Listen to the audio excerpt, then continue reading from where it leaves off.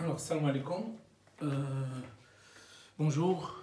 Donc, la suite du cours modèle de l'atome. Donc, c'est toujours le modèle de l'atome. Grande 2, les isotopes. Alors, donc, on va essayer d'expliquer la signification du mot isotope. Donc, on considère les atomes suivants: X, 6, 12, Y, 6, 13, et Z, voilà, 6, 14. Bon, alors donc on va essayer de donner le nombre de protons pour chacun. Le nombre de protons pour X, c'est 6. Le nombre de neutrons, c'est 12 moins 6, c'est 6. Le nombre d'électrons, c'est Z, c'est-à-dire 6. Le nombre de protons est égal, c'est 6. Le nombre de neutrons, 13 moins 6. 13 moins 6, ça donne 7. Le nombre d'électrons, c'est 6.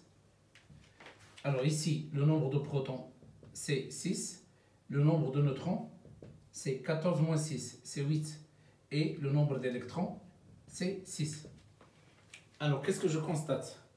Je constate que ces atomes, ils ont tous le même nombre de protons, le même nombre d'électrons, donc ils diffèrent par leur nombre de neutrons. Ils n'ont pas le même nombre de neutrons. Donc, on les appelle des isotopes. Donc, des isotopes, ce sont des atomes ayant même nombre de protons, même nombre d'électrons, ils diffèrent par leur nombre de neutrons. C'est-à-dire, ils ont même Z et différents A, c'est-à-dire différents nombres de masses. Alors, puisque, donc ici, c'est différents atomes, donc ils ont même Z, donc ils ont même symbole. Donc, le symbole de X, c'est le symbole de Y, c'est le symbole de Z, c'est C, le carbone.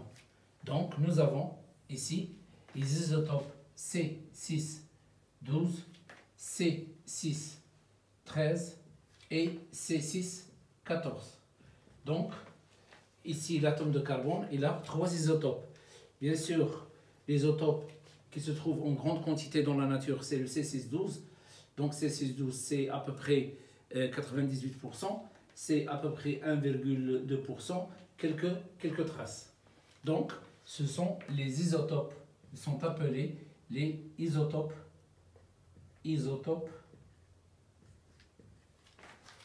du carbone. Donc, la définition des isotopes, un isotope, c'est un ensemble d'atomes, d'accord, ayant le même Z et des A différents. C'est-à-dire, c'est un ensemble d'atomes ayant le même nombre de protons, le même nombre d'électrons et des nombres de neutrons qui sont différents. Donc ici, je vais donner d'autres exemples d'isotopes. Donc, les isotopes, alors, sont des atomes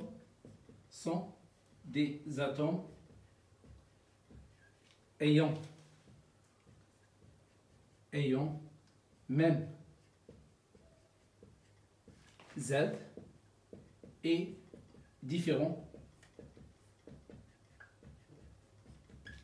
A. C'est-à-dire, ils ont même nombre de protons, même nombre d'électrons et le nombre de neutrons est différent. Alors donc, d'autres exemples.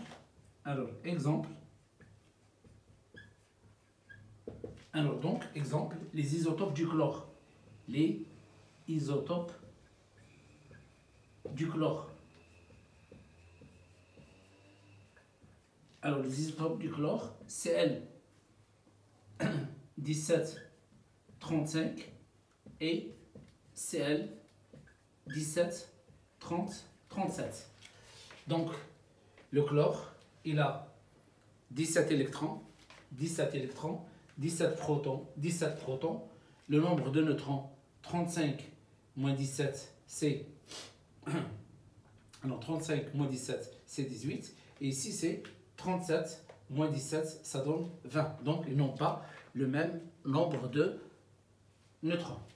Alors, un autre exemple, les isotopes d'uranium. Les isotopes d'uranium. Alors, il y a le U92 234, il y a le U92 235, il y a le U92 238 et le U92 et le U92 239.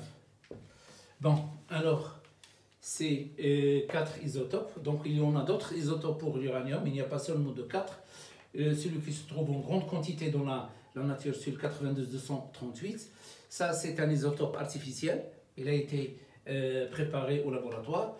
Et ça, c'est l'isotope le plus important, c'est-à-dire l'isotope nécessaire pour produire de l'énergie nucléaire. 92-235. Donc, au baccalauréat, vous allez étudier et vous allez savoir l'utilité de l'isotope 92-235 pour avoir ce qu'on appelle de l'énergie nucléaire.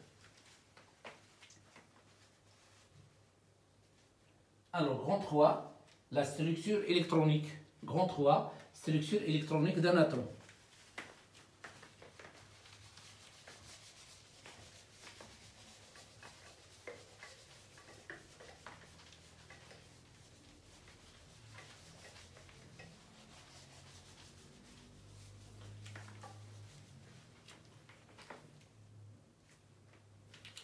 Grand 3, structure électronique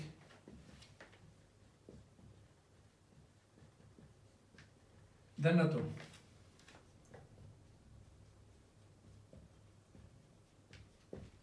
Alors, premièrement, la configuration ou bien la répartition électronique. La répartition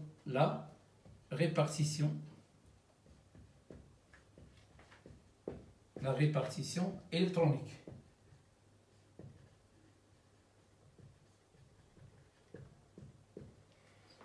Bon, la répartition électronique des atomes. Alors, les atomes, un atome, il est constitué par un noyau. Et autour du noyau, il y a ce qu'on appelle un nuage électronique. Alors, le nuage électronique, ce nuage, il est constitué par des électrons. Ces électrons, ils ne se trouvent pas dans la même position. C'est-à-dire, ils sont répartis autour du noyau d'une façon bien structurée. C'est-à-dire que il y a ce qu'on appelle le noyau. Voilà, ça c'est le noyau. Alors, le noyau, et autour du noyau, il tourne les électrons. Donc, les électrons, ils tournent autour du noyau. Alors, ils tournent autour du noyau suivant des couches. Alors donc, suivant des couches, on les appelle les niveaux d'énergie. C'est-à-dire les électrons, il y en a certains électrons qui sont proches du noyau. Il y en a d'autres qui sont plus loin du noyau. Alors donc, ces différents électrons, ils n'ont pas la même énergie cinétique puisqu'ils bougent. D'accord? Alors maintenant, donc c'est les électrons, ils se trouvent autour du noyau, mais ils sont répartis suivant des couches. Alors ces couches-là, on va les appeler la couche la plus proche, c'est-à-dire le niveau d'énergie le plus proche du noyau, il est noté K. Alors, c'est le niveau d'énergie numéro 1. Alors, la deuxième couche, c'est-à-dire la deuxième couche, c'est la couche numéro 2. Il est noté KL. Et la troisième couche, il est noté M. Ainsi de suite, K, L, M, N. Donc, les électrons dans les atomes, ils ne se trouvent pas dans le même emplacement, ils n'occupent pas la même position, ils sont répartis d'une manière bien ordonnée autour du noyau, suivant des niveaux, on les appelle les niveaux d'énergie, ou bien des couches. Alors, certains qui sont très proches du noyau, d'autres qui sont très loin du noyau. La couche la plus proche du noyau, il s'appelle la couche K. La deuxième couche, c'est la couche L. La troisième couche, c'est la couche M. Alors nous, cette année, on va s'intéresser seulement aux atomes qui ont seulement les trois couches K, L, M. Et pour les noyaux qui ont pour les atomes qui ont les couches K, L, M et plus que trois couches, donc vous allez les étudier après le baccalauréat, c'est-à-dire pendant les études supérieures, parce qu'ils demandent beaucoup d'informations pour étudier ces différents atomes. Alors donc, les atomes, ils sont formés par un noyau. Autour du noyau, il y a quoi? Il y a ce qu'on appelle des électrons qui tournent autour de ce noyau. Alors ces électrons, ils se trouvent dans certains niveaux. On les appelle niveaux d'énergie, ou bien on les appelle des couches. Alors ces couches, alors ils ont des numéros, couche numéro 1, couche numéro 2, couche numéro 3, ou bien on les nomme par des lettres K. La première c'est K, la deuxième c'est L, la troisième c'est M. Donc,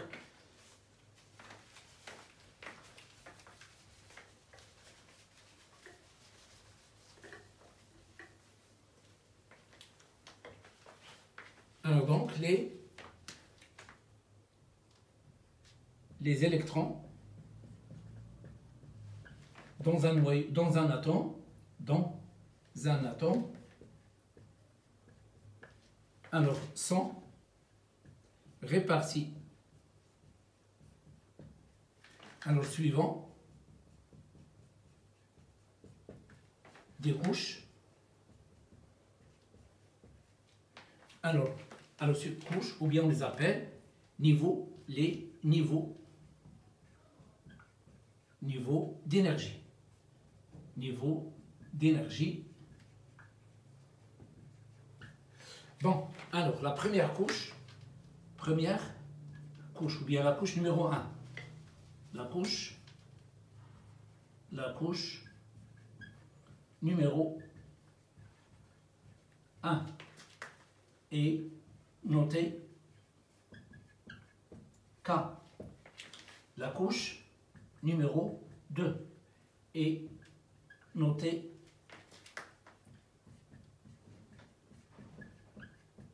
L.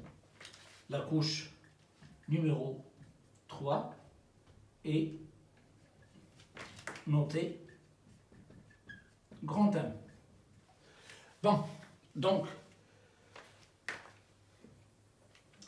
K c'est la première couche, L c'est la deuxième couche, M c'est la troisième couche.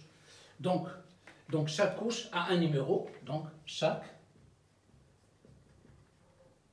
couche ou bien niveau d'énergie a un numéro noté N. Il porte le nom du nombre quantique. Donc il s'appelle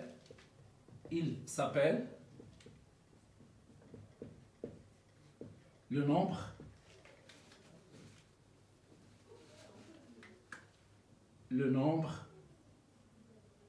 quantique.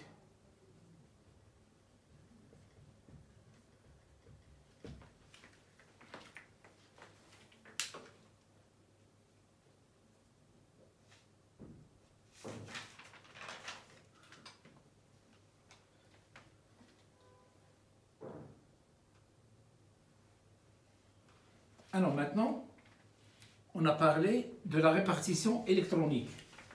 Donc, maintenant, on va parler de ce qu'on appelle principe de Pauli.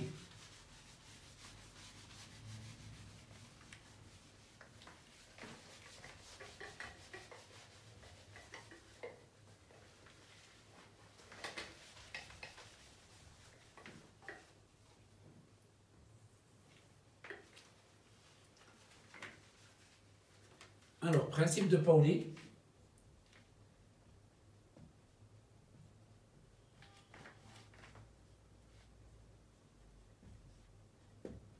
Alors, donc le principe de Pauli,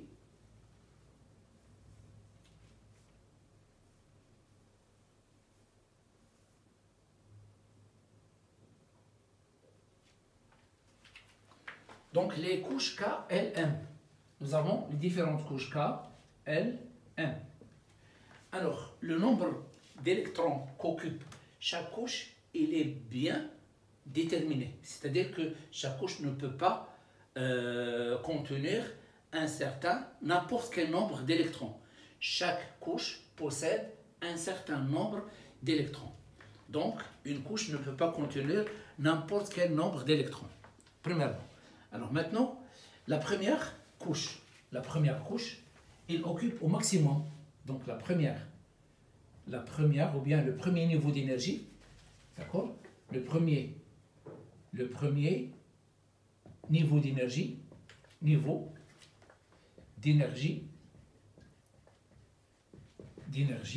K, alors contient au maximum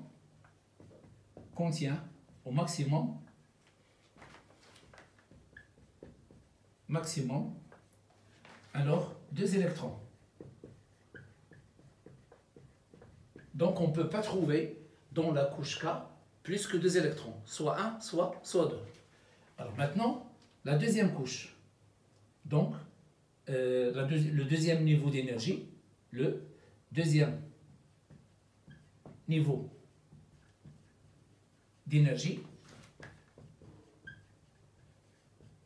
c'est L. Donc contient au maximum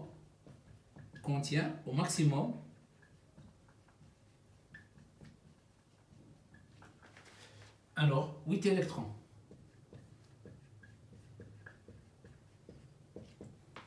Alors maintenant, donc, dans la couche grand L, il contient au maximum 8 électrons. Donc on peut trouver soit la couche L vide, soit elle contient un électron, 2, 3, 4, 5, 6, 7, 8. On ne peut pas trouver plus que 8. C'est-à-dire le maximum c'est 8. Alors maintenant, la troisième couche. Ou bien le troisième niveau d'énergie.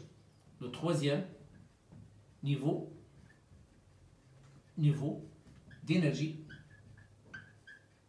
alors contient au maximum, donc c'est M, contient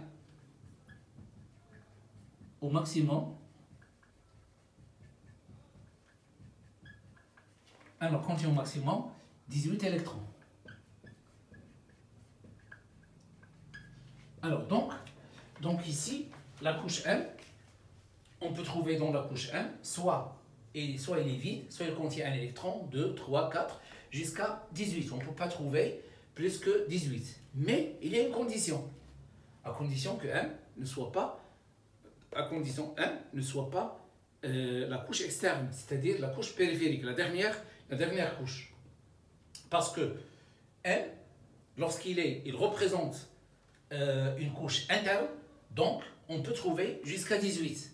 Mais si M contient, c'est-à-dire représente ou bien c'est la couche externe, c'est-à-dire la couche périphérique, la dernière couche, on ne peut pas trouver plus que 18. Alors donc, dans le cas général, la couche ou bien le niveau d'énergie,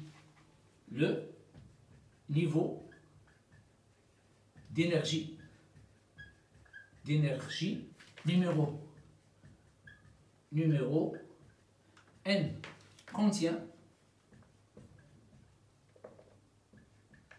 au maximum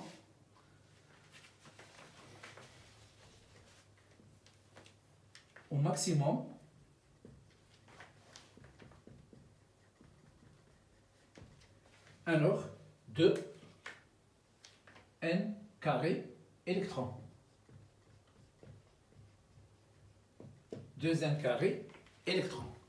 Alors, si vous remplacez le N par 1, donc 1 au carré c'est 1, donc ici si vous avez N est égal à 1, donc vous avez ces 2 électrons. 2 électrons. Alors, vous remplacez N par 2, donc vous avez 2 au carré c'est 4 fois 2, ça donne 8 électrons. Alors, vous remplacez N par 3. 3 au carré, c'est 9. 9 fois 2, ça donne 18. Donc, 18 électrons. Alors, maintenant, si on remplace le N par 4, 4, c'est la couche N. Le nombre d'électrons, ça donne 4 au carré, c'est 16. Fois 2, ça donne 4 au carré, c'est 7, soit 2, ça donne 32. 32 électrons. Alors, maintenant, donc ici, c'est le nombre d'électrons qu'on peut trouver dans une couche ou bien dans un niveau d'énergie. Soit K, soit L, soit M. Il est donné par cette relation. Alors ici, dans le principe de Pauli, il y a une condition. Une condition, c'est par exemple, si vous avez la couche K, alors il est saturé par 2 électrons. On dit la couche M, il est saturé par 8 électrons. On dit que la couche donc K, c'est L, la couche M, il est saturé par 18 électrons lorsqu'il joue le rôle d'un niveau d'énergie interne. Mais lorsqu'il joue le rôle d'un niveau d'énergie externe, il ne peut pas contenir plus que 8.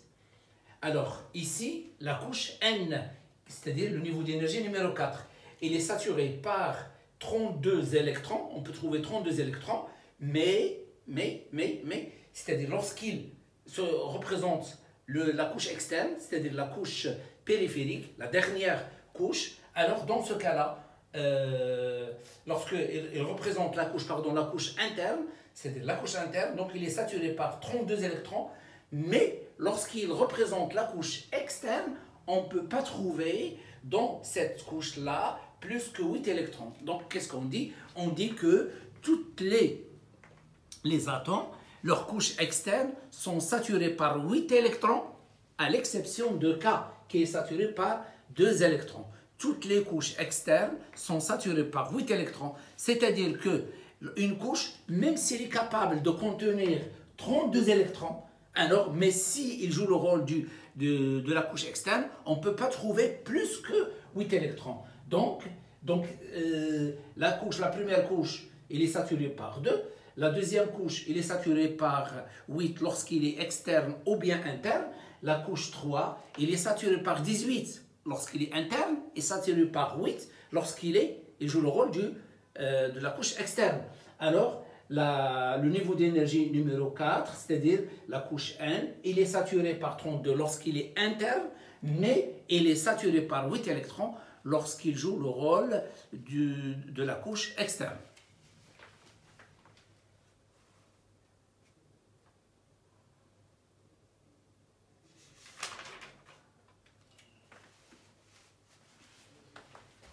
Alors, donc ici, la suite du principe de Pauli, donc nous avons dit que toutes les couches, à l'exception,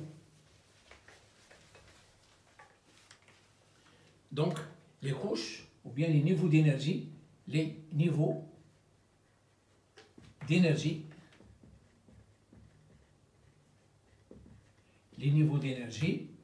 L, M, N, etc., alors sont saturés par 8 électrons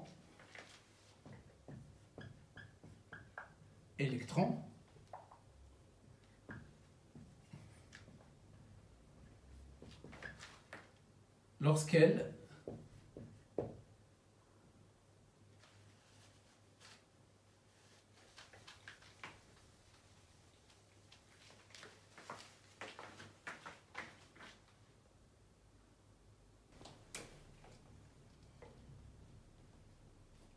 toutes les couches externes ne peuvent pas contenir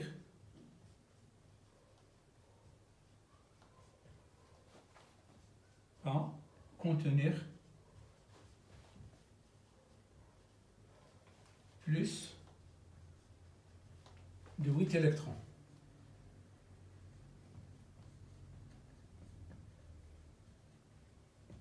C'est-à-dire les couches externes sont saturées à 8 électrons. Les couches externes sont saturées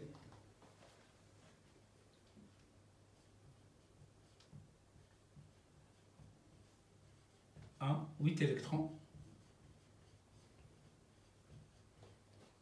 sauf la couche K.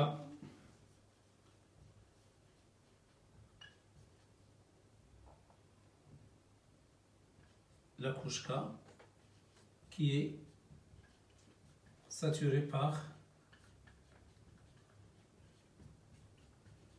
des électrons.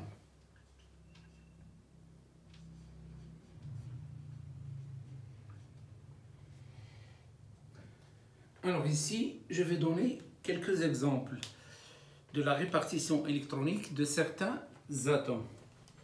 Donc, je commence par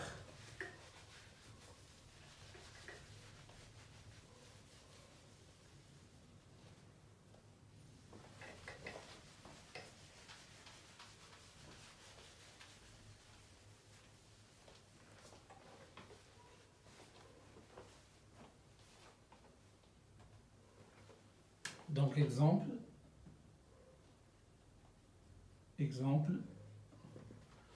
de répartition électronique.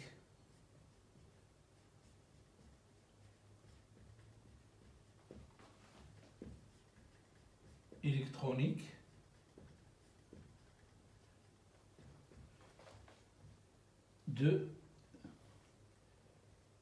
des atomes ayant Z inférieur ou égal à 20. Donc de quelques atomes, donc nous avons les atomes c'est H11, He24, C612, Al, donc C612, O816, donc S, donc je prends l'oxygène, je prends le néon, Ne10, 20. Alors, je prends l'aluminium, Al13, 27. Je prends le chlore, Cl, 17, 35. Et je prends l'argon, Ar, 18, 40. Donc ici, certains, le calcium,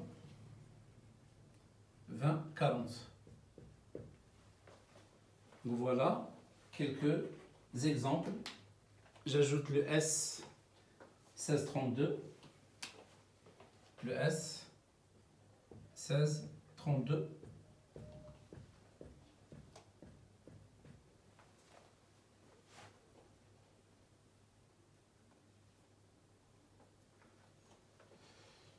Et le Mg 1224.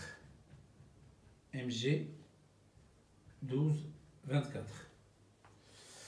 Bon, donc, alors je commence par H11. Donc H11. Il a une seule couche, puisqu'il a un électron. Donc K1. Alors le deuxième, He24. He24. Il a deux électrons. Donc une seule couche. K2. Alors je prends le C612. C612. Voilà. La première couche, je sature la première couche, puisque ces électrons, je vais mettre ici 2. Il reste 4. Donc K, L, je vais mettre les 4 électrons dans L. La somme, 4 plus 2, ça donne 6. Alors, l'oxygène, O. O, 8, 16. Nous avons 8 électrons. Donc, K, je vais la saturer, 2. Donc, je vais la remplir complètement.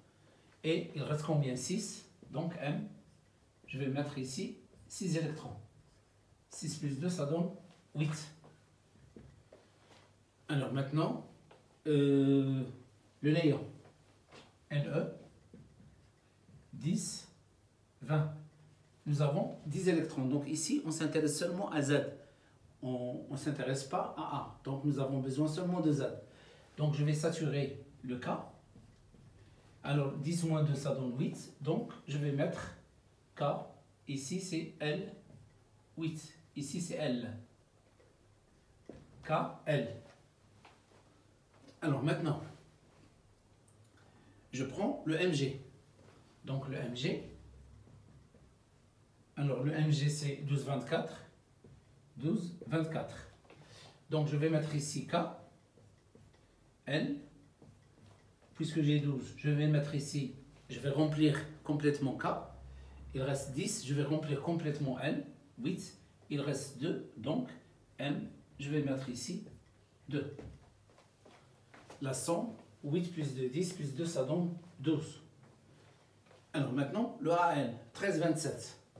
AL, 13, 27. Bon, je commence par K. Remplir totalement K, c'est 2. Alors, il reste 11. Remplir totalement N, c'est 8. 8 plus 2, ça donne 10. Il reste 3. Donc, je vais mettre 3 électrons dans la couche N. Alors maintenant, le chlore, Cl. Donc, Cl, 17, 35. Nous avons 17 électrons. Donc, je vais remplir complètement K, K2. Je vais remplir complètement L, L, 8. 8 plus 2, ça donne 10. Il reste combien? 7. Je vais mettre les 7 dans la couche M. Donc, grand M contient ici 7 électrons. Alors, maintenant, le AR. Alors, le AR, l'argon, 18, 40. Donc, nous avons ici 18 électrons. Je vais remplir complètement K. Donc, c'est 2. Je vais remplir complètement L. Ça donne, voilà, ça donne 8. Alors maintenant, 8 plus 2, ça donne 10. 18 moins 10, ça donne 8. Donc, je vais mettre les 8 électrons restants dans la couche M. Voilà. Alors maintenant, qu'est-ce qu'il reste? Alors, le soufre, S. Donc, le S, 16, 32. Donc, je vais mettre remplir complètement K, 2. Alors, qu'est-ce qu'il reste? Il reste 14. Je vais remplir totalement L, c'est 8. 8 plus 2, ça donne 10. Il reste 6. Je vais mettre les 6 dans la couche M. Alors, maintenant, il reste le calcium. Alors, le calcium,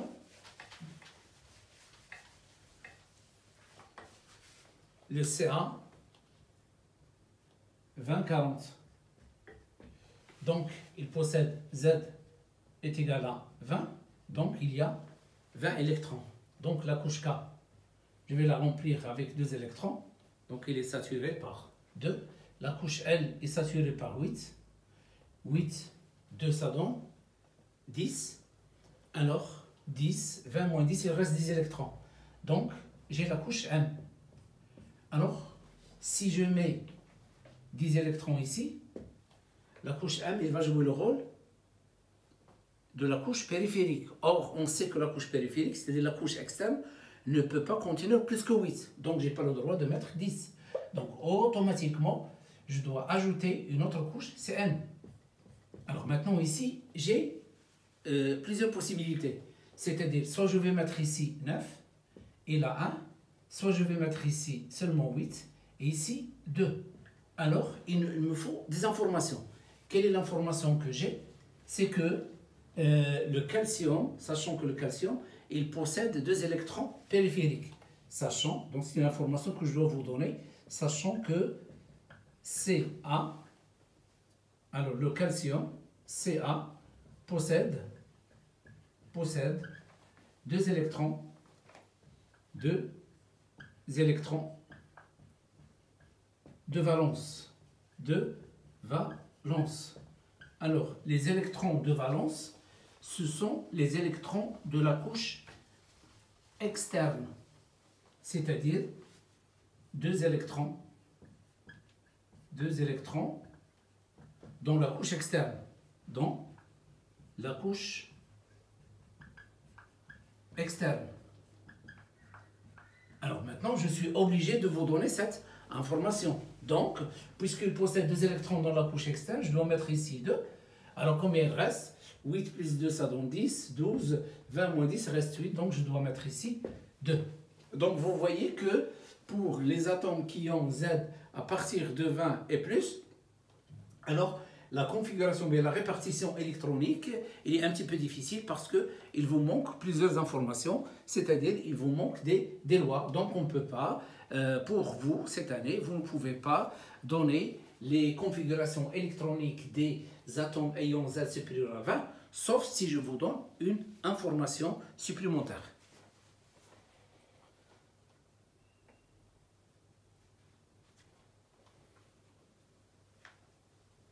Alors maintenant, qu'est-ce que je constate? Je constate ici que l'atome du néon, la couche périphérique, elle est saturée. D'accord? Saturée, c'est-à-dire il possède 8 électrons. Donc je m'intéresse ici le néon. Voilà. Donc l'atome de néon, sa couche périphérique est saturée. N'est pas saturée, n'est pas saturée, n'est pas saturée, n'est pas saturée parce que les couches périphériques, autres que K, sont saturées par 8. Il n'est pas saturé, alors il est saturé. Donc le S n'est pas saturé, le Ca n'est pas saturé. Donc ici, quels sont les atomes qui ont la couche périphérique remplie au total, c'est-à-dire sont saturés, ils possèdent le maximum possible d'électrons dans la couche périphérique. Ce sont, d'accord, nous avons le néon, nous avons l'argon et on a oublié l'hélium. L'hélium, il est saturé par combien d'électrons? Il est saturé par 2 électrons. Donc, les atomes dont les couches périphériques sont saturées sont les atomes dont les couches externes,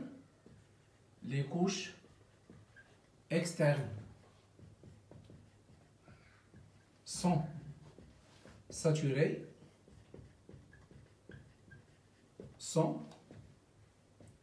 alors le point, il y a l'hélium, He de 4, il possède 2 électrons.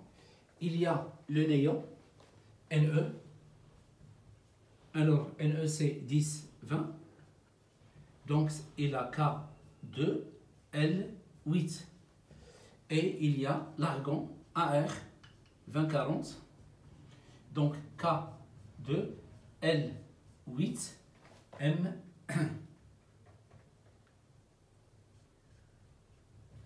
Donc argon, Ar18, voilà. Donc M8. Alors, ces différents atomes dont les couches sont saturées, ils sont appelés les gaz rares. Gaz rares. On les appelle aussi gaz nobles. Ou bien on les appelle les gaz inertes. Donc, les gaz rares, les gaz nobles, les gaz inertes, ce sont les atomes qui possèdent une couche externe qui est saturée. Donc, ces gaz, ils ont tendance à ne pas réagir, ou bien ces atomes, ils ont tendance à ne pas réagir avec les autres atomes. On dit qu'ils sont très stables sur le plan chimique. Chimiquement, ils sont plus stables que les autres atomes.